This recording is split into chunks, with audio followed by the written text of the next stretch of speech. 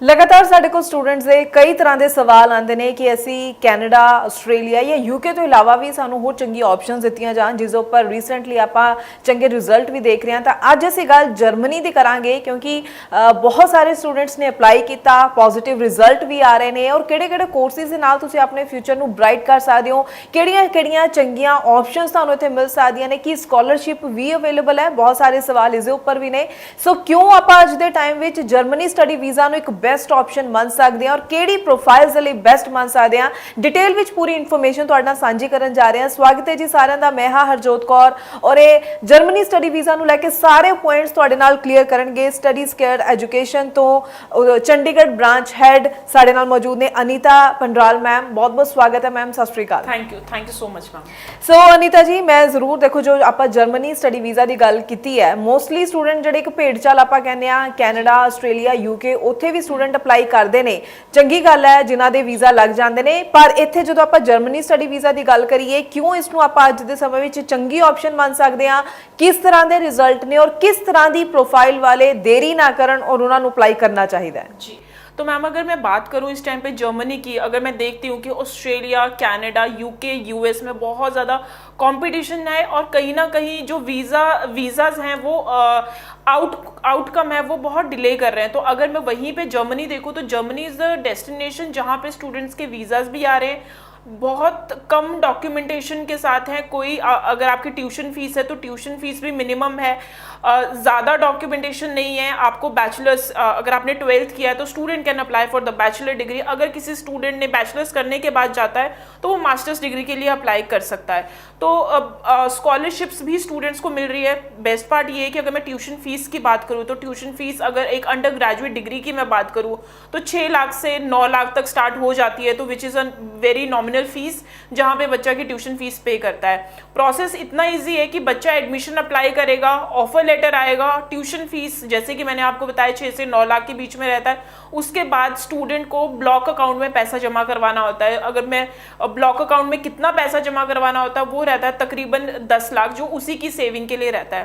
Germany में best चीज़ ये कि they don't required any documentation, उनको फंड नहीं चाहिए, कोई सोर्स ऑफ इनकम नहीं चाहिए। आपने ट्यूशन फीस पे करवाई, आपने ब्लॉक अकाउंट में पैसा जमा करवाया, directly you can file for the visa. तो आप वीज़ा के लिए फाइल कर सकते हैं। अगर मैं जर्मनी की बात करूँ तो बहुत सारे स्टूडेंट्स आर ऑलरेडी अवेयर कि वहाँ पे पब्लिक यूनिवर्सिटीज़ हैं जहाँ के स्टूडेंट जाना चाहते हैं और कुछ प्राइवेट यूनिवर्सिटीज़ भी हैं। तो कई स्टूडेंट्स का ये भी मिथ होता है कि अगर मुझे जर्मनी जाना है तो मे बी मुझे डच लैंग्वेज आनी चाहिए, बट मैं यहाँ पे इस शो के माध्यम से सबको बताना चाहती हूँ कि ऐसा कुछ नहीं है। अगर आपकी प्राइमरी लैंग्वेज इंग्लिश है तो यू कैन अगर आपकी प्राइमरी लैंग्वेज आपने इंग्लिश पढ़ा हुआ है अपने मेन सब्जेक्ट्स में, यू कैन अप्लाई। वहाँ पे आपको इंग्लिश में ही स्टडीज़ आपको करवाई जाएगी। एक और चीज़ है, कुछ स्टूडेंट्स ने, जैसे कि हमारे पास स्टूडेंट्स आते हैं because we are getting a very high success rate in Germany. तो अगर कुछ स्टूडेंट्स की ये भी क्वेरी रहती है कि मैम अब वहाँ पे अगर पब्लिक यूनिवर्सिटीज़ में अप्लाई करने के लिए उनका जो एजुकेशन फ्रेमवर्क है वो रहता है 13 ईयर्स का, यानी कि स्टूडेंट की एजुकेशन 13 ईयर्स होनी चाहिए। After that student can apply for the bachelor degree. लेकिन अगर आप 12th पास आउट है, आपके पास आपकी जो एजुकेशन ईयर वो 12 बन रहा है, उसके बावजूद भी आप अप्लाई कर सकते हैं। देर आर सम यूनिवर्सिटीज़ जहाँ पे आप एप्लीकेशन अप्लाई कर सकते हैं। बात करते हैं आईएलटीएस की, तो आईएलटीएस अगर मिनिमम जो आईएलटीएस है ओवरऑल 5.5 है आपके, या पीटी आपका समवेयर अराउंड 52 to 55 पीटी है आपका, तब भी आप अपनी एप्लीकेशन अप्लाई कर सकते हैं and you can get your offer letter. अगर मैं बात करूं इनटेक की, तो इनटेक इनके पास रोलिंग इनटेक होते हैं। दूसरी डेस्टिनेशन में जहाँ पे भी आप देखते हैं कि वहाँ पे जो इनटेक है वो आपका रहता है जनवरी, मई, सितंबर और may be February intake, July intake, इस तरह से। लेकिन जर्मनी में बेस्ट पार्ट ये है कि आपको रोलिंग इनटेक मिलेंगे, यानी कि हर दूसरे तीसरे महीने में कोई ना कोई इनटेक अवेलेबल होगा, तो आपकी प्रोफाइल में गैप नहीं पड़ता है। और लेट सपोज अगर आपके दिमाग में आज भी आया कि मुझे 2024 में मुझे कहीं ना कहीं अब्रॉड स्टडीज़ करनी है, तो आज आप अगर आज भी प्लान कर सकते हो, you can apply your application because still we have October intake, still we have some university where you can apply your application. So ये प्रोसेस है। अगर मैं बात करूँ वीज़ा प्रोसेसिंग का, तो विद इन 1 मंथ उनका डिसीजन आ रहा है। सो इस तरह के ये नॉर्मल फैक्टर्स है जहाँ पे स्टूडेंट अप्लाई कर सकता है। वेज रेट की बात करूँ तो students are getting a very good amount और अगर मैं बात करूँ स्टडीज़ कंप्लीट होने के बाद, तो स्टडीज़ कंप्लीट होने के बाद लेट्स सपोज आपने बैचलर किया या मास्टर्स किया, तो आपको 18 मंथ्स का जॉब सीकर वीज़ा मिलता है, जहाँ पे आप अपनी जॉब सर्च करके आप आगे का फर्दर प्रोसेस करवा सकते हो। जी बिल्कुल ਉਹ ਸਾਰੀਆਂ ਆਪਾਂ ਚੀਜ਼ਾਂ ਕਹਿ ਸਕਦੇ ਹਾਂ ਜੋ ਇੱਕ ਸਟੂਡੈਂਟ ਚਾਹੁੰਦਾ ਹੈ ਕਿ ਪੜ੍ਹਾਈ ਕਰਨ ਦੇ ਵਿੱਚ ਵੀ ਅੱਛੀ ਆਪਸ਼ਨਸ ਮਿਲ ਸਕਣ, ਉਸ ਤੋਂ ਬਾਅਦ ਸੈਟਲ ਹੋਣ ਦੇ ਲਈ ਜੌਬ ਦੇ ਲਈ ਵੀ ਚੰਗੀ ਆਪਸ਼ਨਸ ਉਹਨਾਂ ਨੂੰ ਮਿਲ ਸਕਣ।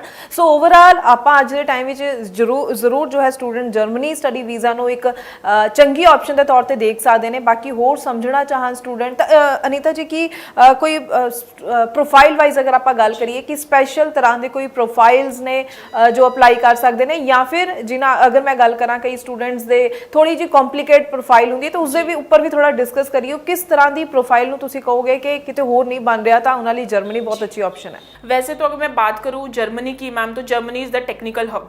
तो जर्मनी में जितनी भी टेक्नोलॉजी है वो हम सबको पता है, जितनी भी कार्स की मैन्युफैक्चरिंग है या जितनी भी टेक्नोलॉजी है वो जर्मनी से बन के आती है। तो अगर आप टेक्निकल कोर्स करते हो तो आपको बहुत अच्छी जॉब अपॉर्चुनिटीज़ मिलती है इन फ्यूचर। लेकिन अगर मैं यहाँ पे बात करूँ तो हर डेस्टिनेशन का, जैसे कनाडा बेस्ड है कोर्स रेलेवेंसी पे, लेकिन जर्मनी में अगर आपका कोर्स इरेलीवेंट भी है तो भी आप अप्लाई कर सकते हैं, बिकॉज वहाँ पे एक फैक्टर होता है कि अगर लेट सपोज आपने कोई भी प्रोग्राम किया है, आप आ रहे हो, आपने बीबीए इंडिया में किया और अब आप आईटी के कोर्स में जाना चाहते हो, तो उनके पास बेस्ट पार्ट ये है कि उस प्रोग्राम को कवर अप करने के लिए they will give you the foundation so that आप उस प्रोग्राम को समझ पाओ, और उस प्रोग्राम को समझने के बाद you can continue studies in the technology. तो this is the best part.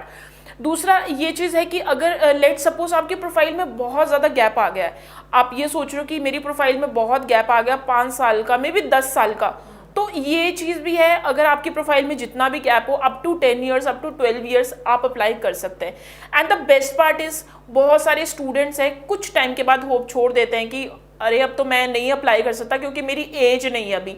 तो मैं यहाँ पे सबको एक गुड न्यूज़ देना चाहती हूँ कि अप टू 40 ईयर्स भी students can apply for the student visa who are looking for the studies.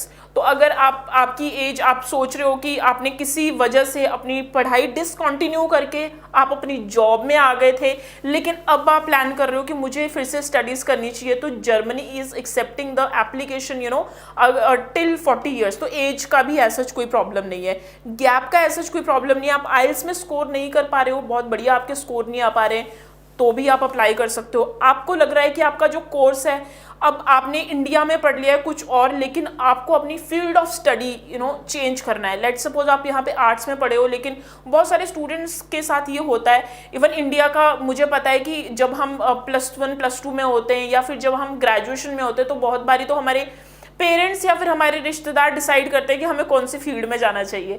तो उस टाइम पे हमें इतना नहीं, हमारा कहीं ना कहीं ब्रेन इतना ओपन नहीं होता है कि नहीं मेरा एरिया ऑफ इंटरेस्ट क्या है, मेरा एरिया मैं कहाँ पे काम कर सकता हूँ। बहुत सारे लोगों को कॉलेज में पहुँचने के बाद सेकेंड ईयर और फाइनल ईयर में ये लगता है कि मुझे ये नहीं पढ़ना चाहिए था जो मैं पढ़ रहा हूँ, मुझे तो कुछ और पढ़ना चाहिए था। लेट सपोज एक बच्चा है वो आर्ट्स पढ़ रहा है, उसको लगता है कि नहीं अच्छा होता अगर मैंने आईटी का कोई प्रोग्राम किया होता है या फिर मैंने डिजिटल मीडिया मार्केटिंग का कुछ प्रोग्राम किया होता है। इस टाइम पे एडवर्टीजमेंट का, सोशल मीडिया का बहुत ज़्यादा ट्रेंड चल रहा है इस टाइम पे। तो जो स्टूडेंट्स ग्रेजुएशन कर रहे हैं, मे बी उनको अब लग रहा होगा कि यार अगर सोशल मीडिया के रिलेटेड कुछ किया होता तो मे बी वो बहुत अच्छा हमारे लिए एक बेनिफिट होता। तो यहाँ पे फिर एक अपॉर्चुनिटी है, अगर आप अपनी फील्ड को चेंज करना चाहते हो तो you can get ample courses in Germany, so there is no problem at all. जी जी जी बिल्कुल। स्टूडेंट्स ਨੂੰ ਜ਼ਰੂਰ ਕਹਿਣਾ ਚਾਹੂੰਗੀ ਕੋਈ ਸਵਾਲ ਹੈ ਦੇਖੋ ਤੁਹਾਡੇ ਮਨ ਵਿੱਚ, ਉਸ ਨੂੰ ਟਾਈਮਲੀ ਕਲੀਅਰ ਜ਼ਰੂਰ ਕਰੋ, ਆਪਣੇ ਡਾਊਟ ਨੂੰ ਕਲੀਅਰ ਕਰੋ। ਨੰਬਰ ਲਗਾਤਾਰ ਡਿਸਪਲੇ ਹੈ ਸਟੱਡੀਜ਼ ਕੇਅਰ ਐਜੂਕੇਸ਼ਨ ਦਾ, ਇਸ ਉੱਪਰ ਕਾਲ ਕਰਕੇ ਪੂਰੀ ਇਨਫੋਰਮੇਸ਼ਨ ਲੈ ਸਕਦੇ ਹੋ।